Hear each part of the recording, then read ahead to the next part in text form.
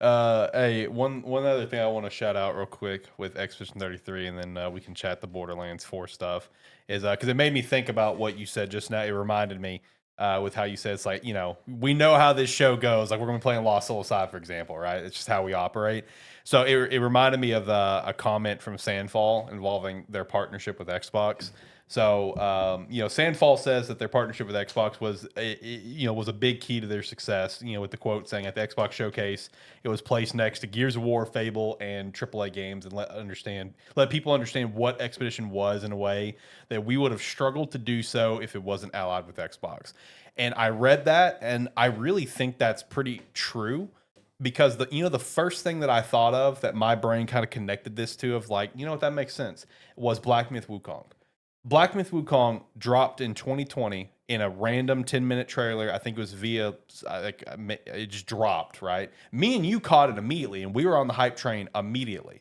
But me and you can also both agree because we saw the comments as we got to the year of release where people are just like, yeah, this looks pretty good, but I'm going to really need to see some gameplay. I need to see more on it. Brother, you got like 4 years worth of stuff to go watch. Well, yeah. Well, so it's like, I think that rings pretty true that like it getting a chance to have that big spotlight in the Xbox showcase immediately got more eyes on it than if they would have just gone and done their own thing like Black Myth did. Because Black Myth didn't really gain extreme hype until the year of its release. I mean, not even really until like it the released. like a month, yeah. like the weeks yeah, exactly. before. Yeah, exactly. So that was the first thing I thought of. I will say the difference was like, yeah, because I'm gonna agree with. I don't think Expedition could have pulled a friggin' PAL World and just being such a outrageous game out there than just dropping with very little people talking about it besides like a couple weeks out. So true. I don't know because it's one where for me, the trailer sold me on Expedition immediately. Agreed. Because it was one of those where it's like, because that was during the Xbox Yep. showcase. But if that was like, if it got the same trailer, but it was just like in the Summer Game Fest or just by itself, showcase, random or upload. like by itself, if I watched that trailer, I'd still be sold. I was about to say, it would have caught both you and me, and probably Alex too. Yeah. But it's one of those where it's like most people, like Summer Game Fest is one of those where if it was just in that one, people don't pay as much attention to Summer Game Fest. It's like I'm one of the rare examples of somebody who it's like that's the showcase I look forward to. Yeah, because that's where I find like the niche little games that I get super excited about. Yeah, I just I just feel like those random drops and stuff. It just does, and they don't usually gain as many eyes. Because Black Myth's a good example. There's a game coming out this month that looks honestly really cool. It got a random drop from a pretty notable studio, and that's Blades of Fire from Mercury Steam. Sorry. Did that come out this month? It's coming out this month. Oh, okay. But again, no one's talking about it. It wasn't part of a showcase. It was just, here's our game. Yeah. And then it's like, while this other game caught our eyes, you thought said, hey, that looks fucking sick. Blood of the Dawnwalker was the same thing. It had its like one day of like people kind of talked about it, and now it's like no one's talking about it. So it's like I feel like that one's more like that one's a little bit higher up the chain. That one's also more like the Black Myth Wukong example, where it's like here's something we'll see in a year. Yeah, exactly. So I can see where Sandfall's coming from because they not only did they have that showcase in last year's Xbox showcase, but they also had the developer direct in January, which they were a key focus on. Being a part of a major direct, like.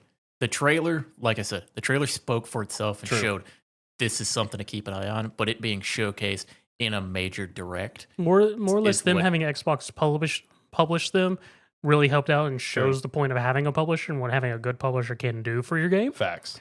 Because like if it didn't have Xbox or someone else helping push its stuff and giving it these opportunities to show off, with just how the game is, I feel like it would have still done solid. Yeah, it would still have been very successful. But it would have probably crept a little bit more. Yeah. And been more of a sleeper hit than a big hit as it has been. Facts. If it didn't have the big name behind it, it's going to be a weird comparison because it has a big name behind it. Yeah. But I would almost see it taking the same trend that like Horizon Zero Dawn did. Because Horizon Zero Dawn, it was backed by PlayStation. Yes. It was marketed by them. But that's a game that just sat in the background for years. bad and release then just timing. And then just over time. Yes, yeah, the first one did, didn't it? Yeah, the first one, it was like that several year period where it just sat in the back. It sat on everybody's backlog.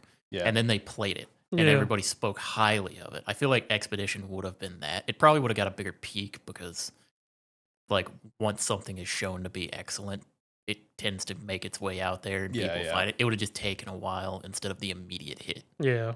Right. No, I can agree to that. Because I think the other thing with it, I mean, as much as we enjoyed it and how well it looked, it would have also been the thing of, with how we've seen now with how big it is and just how little information about the in-game stuff is, that could have also hurt it in the on the off stuff if it didn't have as much showing as it did. Yeah, right. Because of people looking for information, being like, well, I have like the beginning of the game. What's going on with the deep dive into it? Yeah, exactly. I will say as well, like a decent, this speaks to that kind of, is my buddy that's been playing it. Mm-hmm. One of the first things I asked him was like us knowing the context behind the game and like watching the deep dives and like knowing kind of the story behind it. I asked him, I said, what'd you think of the opening?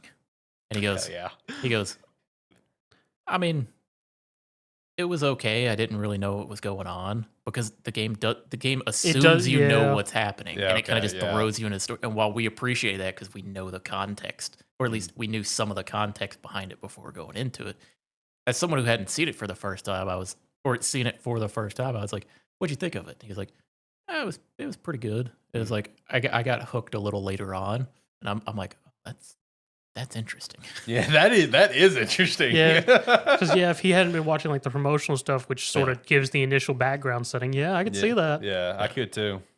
But yeah, it's like, and I feel like that's a lot of the people that went into it. Is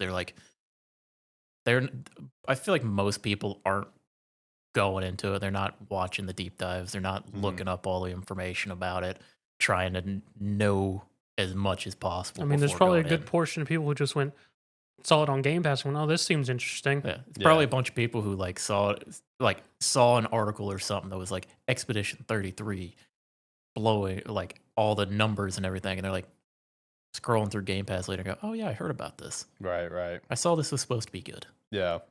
No, that is true, and that is a really interesting thought of, and story of just someone who hasn't seen all the marketing material and what it does, which I think you're right. I think it does speak to the fact that if this would have just been a random trailer drop, it would have obviously still been a great game because it's a well-quality game.